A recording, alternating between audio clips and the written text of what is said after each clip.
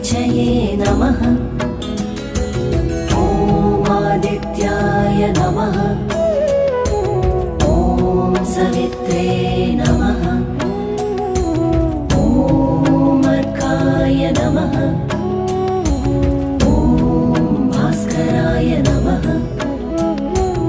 ॐ मित्राय नमः। ॐ रवये